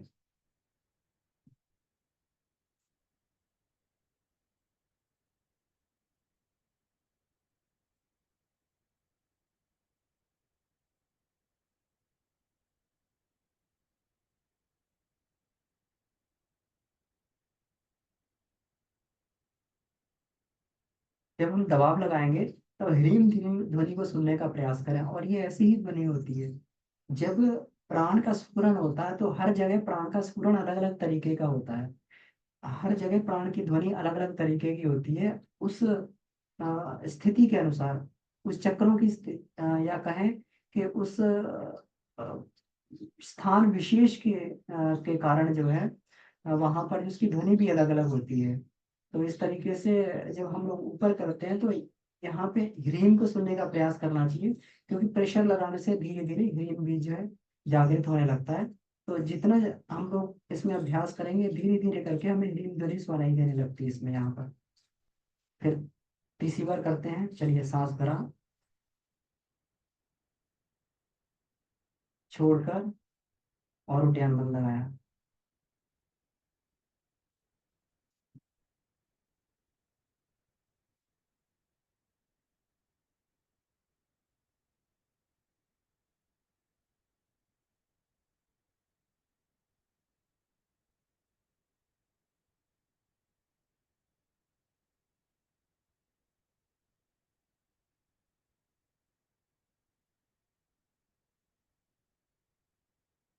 4था राउंड, सांस भरें,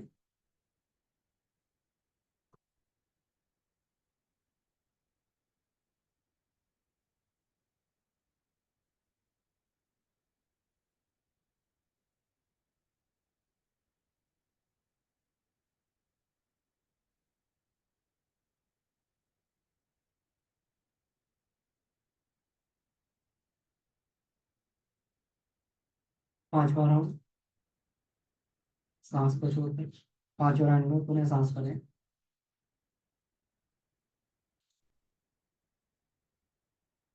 सांस छोड़ते हुए बाहरी कुंभक में उद्यान बंद, प्राण को ऊपर की तरफ, क्रिया मसल को नीचे की तरफ, और ब्रह्म ग्रंथि पर दबाव डालना।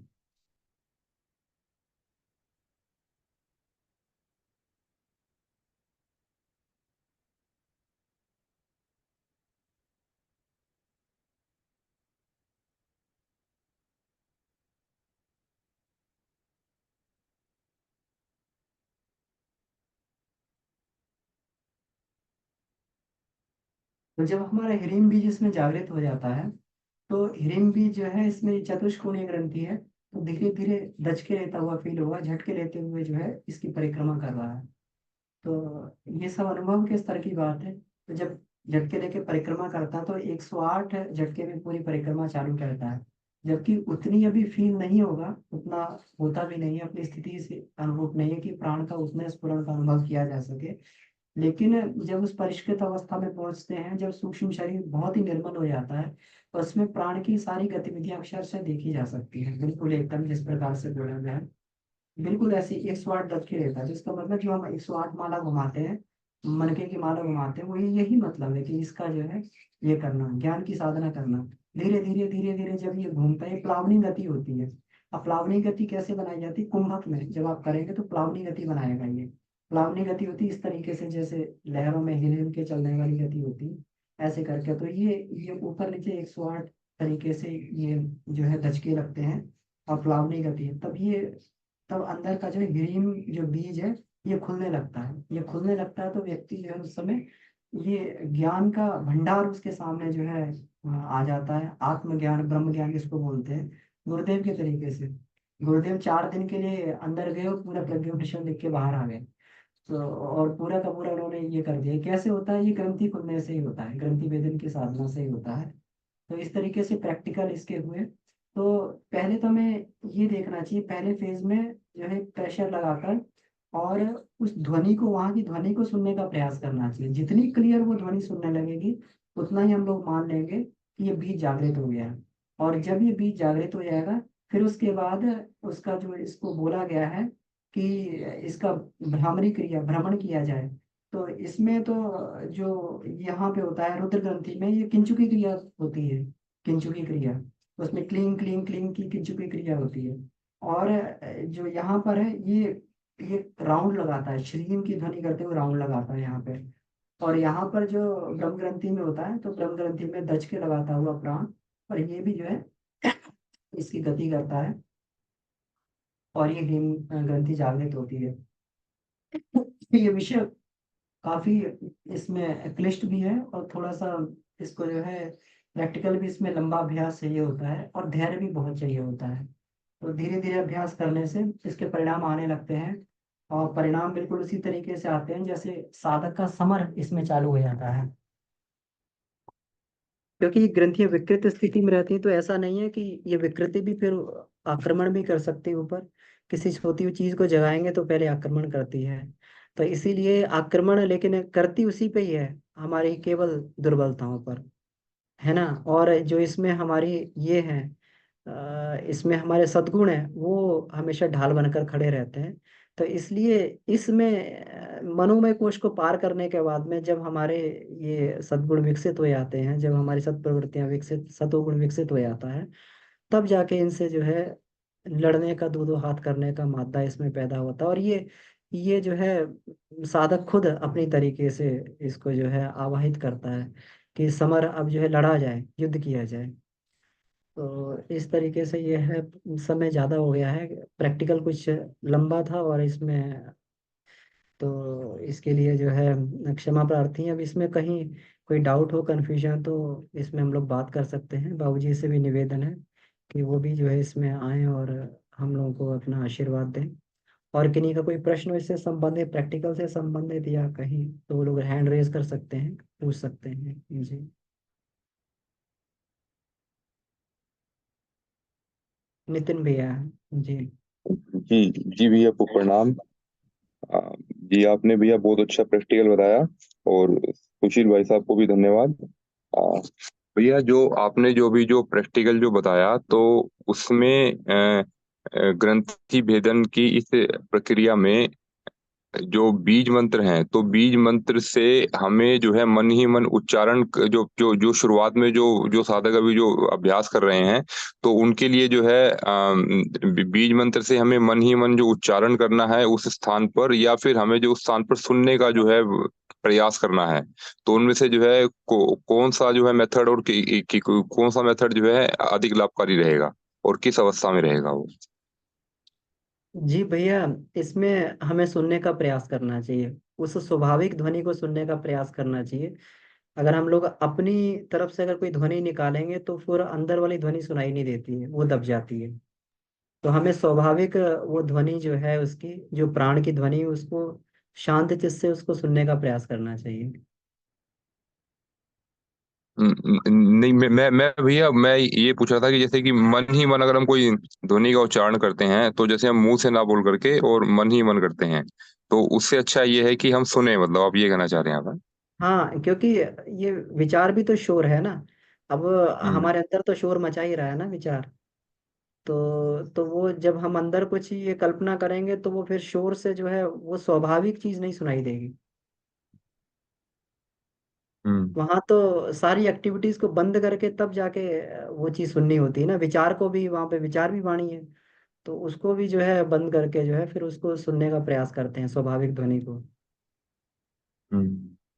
जी जी। और भैया एक एक बात सुशील भाई साहब ने कही थी कि हमारे भीतर जो है जड़ और चेतन जो है अलग अलग होने लगते हैं, जब जब चाहे जब ये वाली बात अभी आई थी आज अभी, कि जब हम जो है जड़ और चेतन को जो है अलग अलग करके जो है देखने लगते हैं हम अपने भीतर, तो उस अवस्था की पहचान क्या है? हमें कैसे पता लगेगा कि हम अपने भीतर जो है जड़ और चेतन को अलग अलग करके देख पा रहे हैं? जी भैया, जब हमारे अंदर ये विचारधारा विकसित होने लगे कि जड़ हमारा टूल है और हम इसका उपयोग कर रहे हैं, और हम लोग चेतन हैं, है ना, ये बोध जितना जितना प्रगाढ़ होता जाएगा उतना उतना हम लोग मानते जाएंगे कि अब जड़ पे हमारा कमांड होने लगा है। हमेशा बोध की अवस्था ये बनी रहे कि हम इसका उपयोग कर रहे हैं। और इसका उपयोग बिल्कुल ऐसे होता है ना, कभी कोई नौकर होता है हमारा या कुछ होता है, तो नौकर होता है तो फिर वो अगर गलत काम करता है तो ऐसा नहीं उसको गलत काम करने के लिए छोड़ दिया जाता है। भाई हम नौकर के साथ में हम लोग इतना इन्वॉल्व हो गए कि अब नौकर गलत कर रहा है तो हम उसको देख ही नहीं रहे हैं, है ना। इतनी खराब नौकर है तो खराब पर ही हम लोग उसको ना डांट रहे हैं, ना उसको जो है ट्रेनिंग दे रहे हैं अच्छा करने की, ना कुछ उसको बता रहे हैं। और उसी के साथ जैसे वो कर रहा है उसी की एक्टिविटी में हम लोग भी ये कर रहे हैं, है ना, पार्टिसिपेट कर रहे हैं। तो जब हम लोग के हम मालिक हैं, हमें इसका सही उपयोग करना है, इस टूल का सही उपयोग करना है। तो जितना ये बोध होता जाएगा उतना हमें मानना चाहिए कि ये जो है हम इसको अलग अलग अनुभव करने लगे हैं। जी जी, ठीक है भैया, बहुत बहुत धन्यवाद भैया। जी भैया, धन्यवाद। बाबूजी जी प्रणाम। क्या ग्रंथि भेदन की क्रिया एक हठ योग है, इसका सहज तरीका क्या है, कृपया प्रकाश डाला जाए, धन्यवाद। जी बाबूजी से निवेदन है बाबूजी, ये वीरेंद्र प्रसाद यादव जी का प्रश्न है। तो बाबूजी इन्होंने पूछा है कि ग्रंथि भेदन जो है हठ योग की क्रिया है, योग है, इसका सहज तरीका क्या है, कृपया प्रकाश डाला जाए। जी प्रणाम। और आपको प्रणाम, सुशील जी भाई साहब को प्रणाम। बाबूजी प्रणाम। ग्रंथि भेदन हठ योग की प्रक्रिया है। हठ योग में भी ग्रंथि भेदन आता है खट चक्र के रूप में। तो गायत्री महाविज्ञान के प्रथम भाग में उसको पूरा डिटेल के साथ पूज्य गुरुदेव ने लिखा है। तो हठ योग की प्रक्रिया में आएगा। और देखिए, योग कुंडलिनी, जो कुंडल्योपनिषद है उसमें कुंडलिनी जागरण का जो प्रोसेस बताया गया है वो हठ योग के अंतर्गत है। उसमें शक्ति चालनी मुद्रा में कॉन्ट्रैक्शन रिलैक्स का है। तो वो चूंकि सब व्यक्ति नहीं कर सकते, तो जिसको सब व्यक्ति नहीं कर सकते उसको हठ योग में रख दिया गया है जिन क्रिया में। राज का मतलब होता है कि एज ए होल स्टेट, राज भर के आदमी आए थे। तो सर्व सुलभ तभी होता है जबकि ध्यानात्मक हो। तो जो केवल मेडिटेशनल हो उसको राजयोग में रखते हैं। तो पतंजल के योग दर्शन में नाम भले दे दिया गया आसन प्राणायाम प्रत्याहार धारणा ध्यान समाधि, लेकिन वो राजयोग है क्योंकि उसमें कुछ टेक्निक नहीं बताया गया है।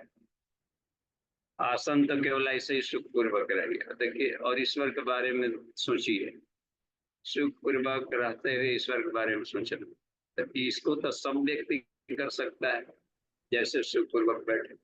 और हठ योग में आ गया, अब इसमें मयूरासन आ गया, पद्मासन आ गया, सिद्धासन आ गया, तो जहाँ जिसको सब लोग नहीं कर सकते न सब कोई को पद्मासन होता है, न सब कोई को सिद्धासन होता है, न मयूरासन हो।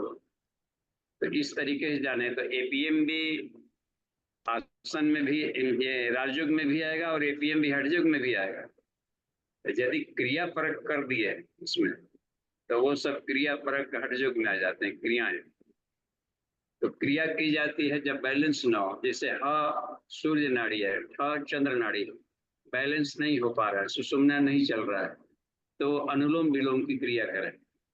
बाएं से लेकर दाएं, दाएं से लेकर बाएं छोड़ने की जो प्रक्रिया है, दोनों पैराइटल लोब में विलीन हो जाता है, तो सुषुम्ना चलने लगता है उसमें, तो वो राजयोग हो जाएगा। फिर राजयोग सुषुम्ना अपने आप ही आदमी को शांत भाव में रहने लगेगा, चंचल दिमाग खत्म होगा। तो बाह्य एफर्ट्स की जरूरत पड़ रही हो तो उसको हठयोग में रख ले। तो अपने ऊपर है कि उसको हम किस ढंग से करते हैं। ध्यानात्मक कहीं भी कर रहे हैं तो राजयोग में आएगा, मेडिटेशनल। तो कुंडलिनी जागरण मेडिटेशनल भी कर सकते हैं, और उसमें शक्ति चालनी का और आसन वगैरह की क्रिया भी जोड़ सकते हैं, जो कुंडलिनी जैसे महोपनिषद में भी कुंडलिनी जागरण होगा पूरा, लेकिन सब मेडिटेशनल है, तो राजयोग है पूरा का पूरा। और वही जो चूड़ामणि उपनिषद, जो राजोपनिषद, जो कुंडली उपनिषद है या सांडिल्य उपनिषद है, ये सब में भी कुंडली है। तो ये सब हठयोग सिस्टम से तो बताया गया। तो राजयोग वही कर सकता है जिसके संस्कार बढ़िया है, पहले से नाइल दवाई पिछले जन्म से भी ज्ञान लेकर आए हैं, और प्रांजल ये वाले हैं, मनोभूमि वाले। तो इसमें केवल राजयोग से सफलता नहीं मिली, तो तब ऋषियों ने देखा कि कुछ क्रियाएं कराई जाए। समझाने से केवल तीनों भाव नहीं आ जाएंगे कि हम पितरों का कर्जा चुका ले, वासना तृष्णा अहंता, समझाने से, भाषण प्रवचन से बात नहीं बन रही है। तो ऋषियों ने देखा कि शरीर के भीतर में जो कुछ जो चक्र हैं, उनके जो उलझाव है, उसमें कुछ कचड़े फंसे हुए हैं। सभी चक्र कहा गया है, तो इसको मेडिकल पॉइंट ऑफ व्यू से देखा जाए तो वहां पर प्लेक्सस है, वो प्रतिनिधि के रूप में प्लेक्सस को हम समझ सकते हैं। तो अब उसमें किसी भी तरह के कचड़े हो गए, जहां जाल रहता है, जाली जैसा बनावट, उसमें कचड़े आ सकते हैं, फंसने की संभावना है। तो इसी को चक्रों का क्लीनिंग कहते हैं। तो चक्रों को क्लीनिंग कराया ऋषियों ने इस तरीके से, क्लीन श्रिंग लिंग करके। और कॉन्ट्रैक्शन, इसमें कॉन्ट्रैक्शन हो रहा था, तो ये पंचकोशी साधना में कुछ गुरुदेव ने हठयोग राजयोग का एक कॉम्बिनेशन रखा है, तो वो बहुत सरल हो जाएगा जितना भी सफर है। तो जिनसे कॉन्ट्रैक्शन हो रहा है तो करें, नहीं तो मेडिटेशनल सोचें कि वहां पर एक स्पार्किंग हो रहा है, प्राणापान मिल रहा है, ऐसे सोचना होगा फिर। तो दोनों तरीके से हम इसको कर सकते हैं। जी जी बाबू जी धन्यवाद।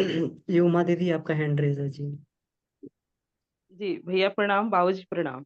दी प्रणाम। भैया बाबूजी जो कुंडलिनी जागरण की प्रक्रिया करवाए थे प्रैक्टिकल, उसमें उन्होंने क्रेनियल रीजन पे अच्छा प्रेशर पड़ने के लिए जालंधर बंद लगवाया था, और वो मैंने प्रैक्टिकल भी किया, उसमें वो अच्छा मतलब क्रेनियल रीजन पे ये पड़ता है। लेकिन अभी जो आपने करवाया उसमें जालंधर बंद पे नहीं किया। तो इसमें जो मैं करके देख रही हूँ तो थोड़ा उसमें प्रेशर कम पड़ रहा है क्रेनियल रीजन पे। तो क्या रीजन है जो आपने जालंधर बंद का मतलब ये नहीं करवाया है, या क्या साइंस है जो इसको हम ये कर सकते हैं, इसको थोड़ा क्लियर करें आप। क्योंकि बंध लगाने के बाद, जालंधर बंद के बाद क्रेनियल रीजन पे हम आसानी से दबाव डाल सकते हैं, यही मैं जी जानना चाहती जी दी देखिए इसमें मैं अपनी समझ के अनुसार बताता हूँ। एक तो इसका जो प्रिंसिपल है, तरीका, यही गुरुदेव ने स्पष्ट किया है इसमें। दूसरा, देखिए ग्रंथि जो है हमारी यहाँ पर है, माइंड में ग्रंथि है यहाँ पर, है ना, जी। ये इधर बीच में। अब जालंधर बंद लगाएंगे तो प्रेशर नीचे की तरफ जाने लगा, ये यहाँ से नीचे जा रहा है प्रेशर, है ना। जब बंद लगाया तो यहाँ से नीचे, जब हम विष्णु ग्रंथि का भेदन करते हैं तब ये नीचे की तरफ प्रेशर लगा रहे हैं। अब हमें जो है, जब जालंधर बंद लगा लेंगे और नीचे से आप उद्यान बंद से पुश करेंगे इसको, नीचे से उद्यान बंद लगा रहे हैं ना, उद्यान बंद से पुश करेंगे तो ये लॉक लग जाएगा यहाँ पे आके, अगर जालंधर बंद लगाएंगे तो प्राण का फ्लो फिर ऊपर नहीं जाएगा। हमारा मकसद है कि प्राण का फ्लो ये पूरा होता हुआ ये सुषुम्ना ऊपर जाए, और यहाँ से संकल्प के माध्यम से हम लोग जो है इसको ये करें। यहाँ पे संकल्प बल है, संकल्प बल से थोड़ा सा हम नीचे की तरफ बल लगा रहे हैं, और ऊपर से अगर ये कर देंगे तो लॉक हो जाएगा, तो ये दोनों प्राण फिर जो है यहीं लॉक हो जाएंगे, ये ऊपर नहीं जा पाएगा, है ना। और वो प्रेशर लगाएगा तो सही, लेकिन ये प्रेशर हमारा नीचे की तरफ चलेगा, तो ग्रंथि को मतलब जो दबाव डालने का है वो प्रेशर नहीं बन पाएगा फिर। तो इसको इसलिए मैंने भी प्रैक्टिकल करके देखा था, तो उसमें जो यही है, और गुरुदेव के इसमें जो गायत्री महाविज्ञान में भी उन्होंने ऐसे ही लिखा हुआ है। तो ये लॉकिंग ना हो, बीच में प्राण अवरोध ना आए, तो यहाँ से उद्यान बल से प्रेशर लगा के ऊपर की तरफ ऊर्ध्वगामी सीधा हम लोग प्राण को यहाँ ले जाते हैं, और यहाँ से जो है एक भावनात्मक प्रेशर आ गया संकल्प बल से इसको नीचे की तरफ लाते हैं। तो ये है पर्पस दीदी इसमें। जी भैया। हाँ, और मेरा यही था ना कि उस पे जैसे क्रेनियल रीजन पे उस पे ये पड़ रहा है, तो इसलिए मैं क्लियर करना चाह रही थी। जी जी, तो इसमें देखिए क्रेनियल रीजन ही उद्देश्य नहीं है प्रेशर डालने का, हमें ये जो यहाँ मस्तिष्क में जो हमारी ग्रंथि है उसका भेद करना है। तो हम लोग जब जालंधर बंद लगा रहे हैं तो प्रेशर नीचे की तरफ जा रहा है, ये जब हमें नीचे ये जो हमारे विशुद्धि चक्र से नीचे वाले चक्रों में प्रेशर लगाना है, तो हम ये करेंगे तो फिर ये नीचे की तरफ प्रेशर आएगा, उन चक्रों पे प्रेशर पड़ेगा। लेकिन जब ये विशुद्धि से ऊपर की तरफ चक्र है, जब ये ग्रंथि ऊपर की तरफ है, तब फिर जो हम नीचे की तरफ फिर ऑपोजिट डायरेक्शन में हो जाएगा, है ना। कि हम ये जो है प्रेशर फिर हमारे यहाँ विपरीत प्रेशर नहीं होंगे, ये भी नीचे की तरफ प्रेशर लगा रहा है, ये भी नीचे की तरफ प्रेशर लगा रहा है, तो इस तरीके से हमें तो नीचे से ऊपर जो है नीचे से जो है हमें ऊपर की तरफ प्रेशर लगाना है ना, इसको नीचे जाने से रोकना है, और ऊपर से नीचे लगाना है इस तरीके से। तो ये यानी हमारे, हमें, हाँ जी जी, यानी मुझे उद्यान बंद पे ज्यादा ये करना है और क्रिमिनल रीजन पे देन फिर प्रेशर बनेगा। हाँ हाँ हाँ हाँ, जो यही तरीका इसमें गुरुदेव ने बताया और इसको मैंने प्रैक्टिस करने का प्रयास किया है, तो मुझे यही फील होता है कि उड्डयन से और भावनात्मक क्रिनियल से इस ग्रंथि पर दबाव बनता है। जी भैया। जी बाबूजी, और इसको स्पष्ट करें जी बाबूजी। देखिए उमा दी बात ऐसी है कि यौगिक क्रियाएं हर व्यक्ति के लिए अपने ढंग का होना चाहिए, जिसमें अपने को इजी फील हो रहा हो, उद्देश्य पूरा होना चाहिए। वो ज्ञान की ग्रंथि थी, तो ज्ञान को हम लोग शरीर के किसी क्रियाओं में बांध के नहीं रख सकते। आत्मज्ञान है तो ज्ञान जैसे भी मिले, स्वाध्याय से मिले तो जप है, ध्यान है, स्वाध्याय है, सत्संग, इनसे ज्ञान मिलेगा। तो हमें अज्ञानता के गांठ को फोड़ना है, तो और ज्ञान को बढ़ाना भी है और उसका गुण यूज करना है, ताकि ज्ञान का विकृति न हो, दंड न बने ज्ञान। तो इस तरीके से दोनों काम करना होता है। तो इसको हम जैसे लें, तो जप, ध्यान, स्वाध्याय, सत्संग, इनसे भी जगाएंगे। अब देखिए, तो यदि जालंधर बंद लगाने से ऊपर सुविधा होती है तो आप ऐसे ही करें। जिनको सीधा रह करके करने में, अब जालंधर बंद दोनों तरीके से लगाया जाएगा, इसमें भी सटा दिया कंठकूप में, और एक है कि केवल सिकोड़ा, गर्दन सीधा तो है लेकिन भीतर कॉन्ट्रैक्ट कर दिया, तो जी बाहर जी। से देखने सीधा लगेगा और वो हो जाएगा। तो हमें अच्छा, और देखिए एक बात इसमें कहा मैंने कि यहाँ कर लेते हैं तो नीचे के प्राण को ऊपर जाने में दिक्कत आ रही है, ठीक है। तो नीचे का प्राण ऊपर नहीं जा रहा है तो ऊपर वाला भी नीचे नहीं आएगा। यदि कोई हम ब्रेकर मानते हैं वहां पर, तो प्राण की गति दोनों तरफ होती है, तो जब नीचे वाला ऊपर नहीं जा रहा है तो ऊपर वाला भी नीचे नहीं आएगा।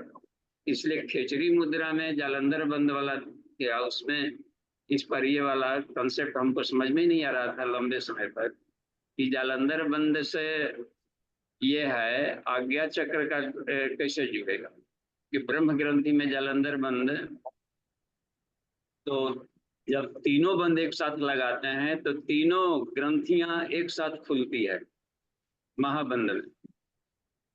तो महाबंधो है ना, महामुद्रा महाबंधो, जी जी तो उसमें महाबंध में तीनों लगाएंगे। तो अब देखा गया कि उसमें लगाने से तो जो अपना विशुद्धि चक्र है, इसके अब इसका एनाटॉमी को देखें तो उसमें जो प्लेक्सस है, तो ऊपर वाला जो नर्व है पहला एटलस वाला एरिया, वो सीधे जाता है क्रेनियल रीजन में और ऑक्सीपिटल साइड में जाता है पीछे, वो राइट सहस्रार चक्रों की तरफ में जाता है। और कुछ जाते हैं हम लोग के थायराइड वाला एरिया में, और भुजाओं में भी जाता है, और एक जाता है नीचे हार्ट वाला एरिया में भी। इसका मतलब है कि चारों तरफ जाल है, फंसाए हुए हैं। तो जालंधर कर रहे हैं तो 16 बिंदुओं पर एक साथ पकड़ बन रही है, नीचे नाखून से लेकर के घुटने और चक्रों से लेकर के, और ये क्रेनियल रीजन वाले में भी सब जगह जा रहा है। तो अपने को देखा जाए कि हमें सुविधा मिल रही है क्रिया से, तो उसका लाभ ले लें अपने रुचि के अनुसार, लेकिन उद्देश्य पूरा होना चाहिए कि हमारा ज्ञान विकसित हो रहा है, शांत हो रहा है और विकसित हो रहा है, शांत और संतुलित मस्तिष्क बढ़ रहा है, पेशेंस बढ़ रहा है, आईक्यू लेवल बढ़ रहा है, बस भाव संवेदना भी उसमें जुड़ रहा है, तो फायदे की बात होगी। जी ये बाबू ठीक है जी। जी बाबू जी, बहुत बढ़िया, बहुत स्पष्ट हुआ बाबू जी। भैया जी प्रणाम बाबू जी। भैया जी प्रणाम। जी दी प्रणाम। धन्यवाद बाबूजी। आदित्य हम्म। भैया का हैंड रेज है, भैया आप अपना प्रश्न पूछ सकते हैं जी। जी भैया प्रणाम, बाबूजी प्रणाम। जी। ब- बाबूजी, अभी जैसे रामायण की बात है, सुशील त्यागी जी अंकल बता रहे थे थोड़ा सा, तो इस पे अगर थोड़ा एक अलग नजरिए से देखा जाए रामायण को, तो क्या ऐसे समझा जा सकता है कि जो रावण है वो कोई एज सच कोई ह्यूमन नहीं था, मतलब कोई दानव नहीं था, वो माँ सीता के का मन था। और जो लंका थी वो, अब सीता माँ तो शुद्ध ही थी, तो वो उनका आंतरिक वो था और मन वहाँ रहता था। और जब इंद्रजीत को जो मारा गया तो वो लक्ष्मण ने मारा, और लक्ष्मण जो है वो शेषनाग के अवतार थे, तो मतलब कुंडली शक्ति से इंद्र को जीता जा सकता है। और फिर राम ने जो है सीता माता के मन पे विजय पाई। क्या ये भी एक नजरिया हो सकता है क्या? हाँ, हो सकता है। अच्छा यदि बन रहे हैं सब सोच करके, हमें अच्छा बनना है। यदि उल्टा पुल्टा भी सोच के अच्छा बन गए तो आपका उल्टा पुल्टा तंत्र महाविज्ञान में आ जाएगा, क्योंकि आत्मा को आपने शुद्ध किया है, तो उसमें सभी तरह के प्रयोगों को सम्मान दिया गया। उद्देश्य क्या था करने का, तो इस तरीके से सोचा जाए तो वाल्मीकि रामायण के जो सूत्र हैं, या कुछ गुरुदेव ने मर्यादा मर्यादा पुरुषोत्तम श्री राम, इसमें मानस के जो सूत्र लिए हैं, सबका आध्यात्मिक भाष्य किया है, कथा कहानियों से ऊपर उठ करके। हम्म। उस तरीके के फिलोसफी में आपका तालबद्ध तालमेल खा जाएगा। सीता को आत्मा मान रहे हैं वहां, हाँ जी। आत्मा को सीता कह दिया और 2 पुत्र जन्म दे दी, तो लौह कुश एवं ज्ञान सतज्ञान और सत्कर्म को लौह कुश कह रहा है। देखिए तो हनुमान ने कोई सोने की लंका कहा कि काम रूपी सोने की लंका को जलाया था, देखते हैं ना नीचे, हाँ जी। हाँ जी। और उलट के लंका जारी। तो बहुत तरह के प्रैक्टिकल किए होंगे अपने काम ऊर्जा को ब्रह्मचर्य में ले जाने में। हाँ जी। हाँ जी। तो जी ठीक जी है। जी। हाँ। धन्यवाद बाबू। हाँ, तो समय हो गया तो शांति पाठ किया जा सकता है।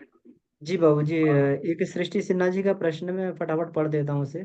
प्रणाम बाबूजी। शिव पुराण में शंखचूड़ और जालंधर नाम के दैत्य थे, क्या ये दोनों दैत्य एक ही थे? प्रकाश डालें। फिर से हमको समझाइए हाँ, क्या कुछ। ये कह रहे हैं, प्रणाम बाबूजी, शिव पुराण में शंखचूड़ और जालंधर नाम के दैत्य थे, क्या ये दोनों दैत्य एक ही थे? प्रकाश डालें। हाँ, शंख चूड़ शंख में रहता था, शंख जैसे नाम है। जलंधर जालंधर नहीं, जालंधर तो ये मुद्रा हो गया, उसका जल है जलंधर। तो वो शिव जी के क्रोध से निकला हुआ था, अग्नि से, तो उसको कोई दूसरा संभाल नहीं सकता था, तो समुद्र में उसको डाले। तो वो तम के शक्ति के साथ में निकला हुआ था, क्रोध से निकला हुआ था इस सबको दिलाने के लिए। तब बात बन गई होगी, तब वो काम निकला होगा, तो उसको कहाँ पर ऊर्जा निकल गई है, तो उसका ये किया जाए, तो उस ऊर्जा को समुद्र में डाले। तो वरुण के द्वारा पाले गए जलंधर। तो कण कण में ईश्वर है, उसका गुड यूज हमें करना है कहीं भी। और शंख है तो शंख चूर्ण का मतलब हो जाता है कि साउंड एनर्जी से रिलेटेड होगा। तो ध्वनि प्रदूषण भी करता है और ध्वनि आत्मा को भी दिलाता है नाद योग की साधना।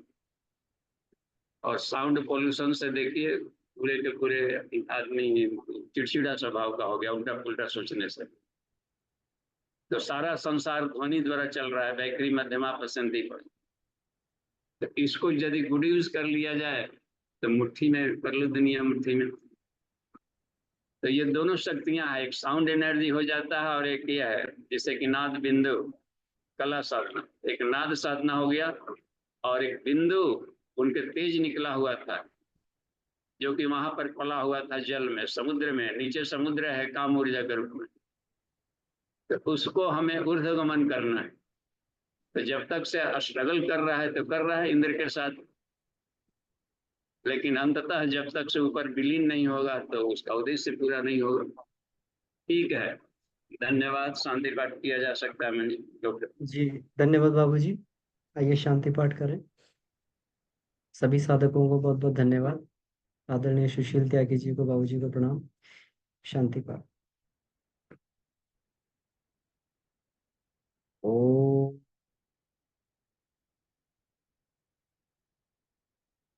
शांति शांति शांति। समाप्त। सभी को प्रणाम, धन्यवाद।